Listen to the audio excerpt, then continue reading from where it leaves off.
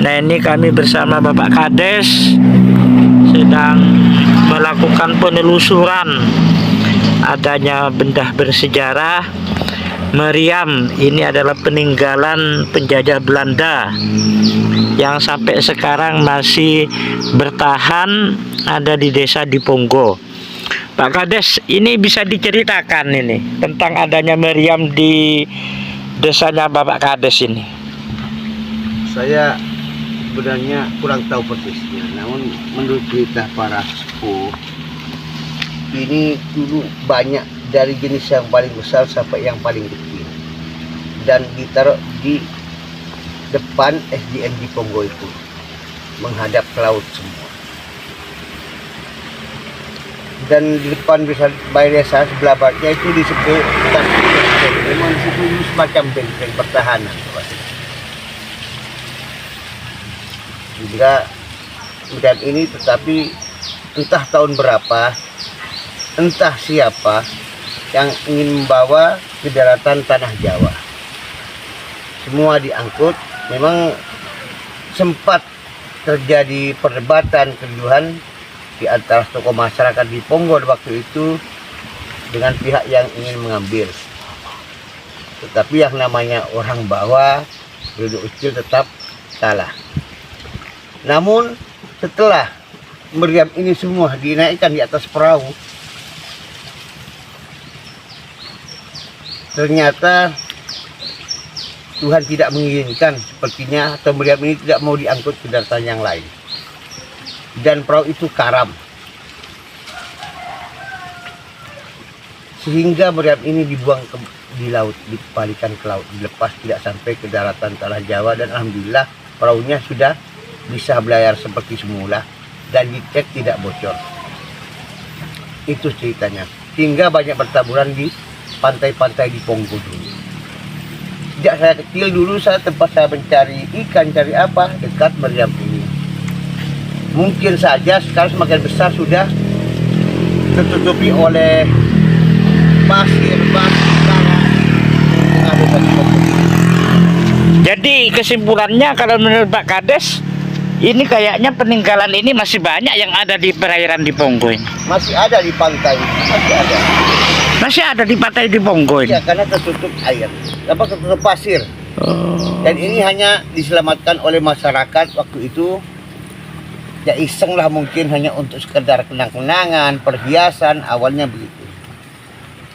Tapi akhirnya sekarang, alhamdulillah, akhirnya ini menjadi bagian dari sejarah. Kalau menurut Pak Kades ini benda meriam ini memang peninggalan penjajah Belanda? Saya meyakini begitu. Karena waktu itu Indonesia kan masih belum punya kemampuan untuk buat meriam. Senjata kita waktu itu kan hanya bambu runcing. Iya. Dan ini peninggalan daripada Belanda. Terus karena sebelah timur Diponggo ini juga orang Diponggo bilangnya tiang wireless, seperti wireless. Mungkin di situ ada semacam anten untuk berhubungan dengan yang lain, dan itu berarti kemampuan teknologinya milik Belanda, bukan punya Indonesia. Sekarang jumlah meriam ini yang ada di permukiman warga jumlahnya, ada di Diponggo ini, yang masih ada di Diponggo ada 5. Ada 5 biji. Ada 5 biji? Iya. Di dusun Tambanan 1, di dusun Kademangan 2, dusun Balong ini 2. Terus ke depannya bila ada misalkan dari pihak pemerintah ataupun pihak yang lain meminta ke Pak Kades untuk dioper alih atau dipindahkan, bagaimana menurut Pak Kades? Akan kami pertahankan karena ini adalah bukti sejarah milik orang Diponggo yang harus ada di dalam Diponggo. Karena ini bagian juga sejarahnya Diponggo yang tetap harus ada di Diponggo dan harus tetap kami pertahankan. Ada di Diponggo ini juga termasuk peninggalan kuno. Itu bahannya apa Pak Kades kalau melihat Pak Kades? Wah, ini dari besi semua ini Pak. Besi ya? Besi, iya. Ini lah. Besi, tapi Pak, di dalamnya udah nggak ada racunnya Pak Kades? Tidak ada, kosong. Kosong ya? Kosong, sudah aman. Ini sudah puluhan tahun ini di sini nih. Nah, hanya sekedar buat Pajangan. pajangan. Tapi ini aset paling berharga Pak Kades ya. Ya, bagian aset paling berharga yang ada di Desa Diponggok ini terkait peninggalan bersejarah.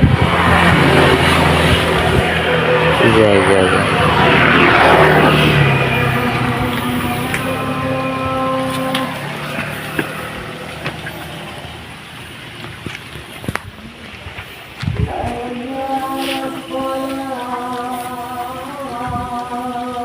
Berat enggak Pak Kades? Bukan berat lagi Pak Basit. Kalau saya dengan Pak Basit tidak mampu untuk mengangkat. Oh. Kalau nggak 6-7 orang atau 10 orang, Mengangkat ini? iya berat. Perkiraan Pak Kades ada berapa kilo? Nah itu saya yang tidak bisa tahu berapa kilo perkiraannya. Tapi yang jelas kalau hanya satu orang tidak mungkin mampu ya. Tidak akan mampu. Sama sekali tidak bergerak. Iya, iya, iya, iya, iya, iya. Berarti untuk peninggalan waktu sebelum merdeka kayaknya Pak Kades. Iya, sepertinya begitu. Sebelum merdeka ya. Kemerdekaan sudah ada ini. Oh. Ya, artinya zaman penjajahan Belanda, pasti Belanda sudah masuk di Bawean. Iya. Salah satu buktinya, contohnya ini ada Meriam ini ya. Meriam. Yang bawakan Belanda. Ini adalah saksi sejarah Pak Kades Iya, ya. saksi sejarah bahwa memang Belanda itu juga masuk ke Bawean. Kalau melihat kondisi lautnya Desa Diponggok, kalau menurut Pak Kades sendiri masih adakah di tengah sana peninggalan meriam itu? Tidak di tengah, di pinggir sini, pantai sini. Ada ya? Ada. Pak Kades sendiri membuktikan. Iya, karena dulu memang tempat saya bermain di sini, mencari rajungan, mencari ya siput-siput semua di bawah meriam ini. Fasilitas aja. Jadi Pak Kades membuktikan memang ada waktu kemarin menemukan itu. Iya. Menemukan juga. Ya itu potongannya itu. Yang saya bilang diangkat, hilang. Diambil orang. Diambil orang di situ akan mungkin.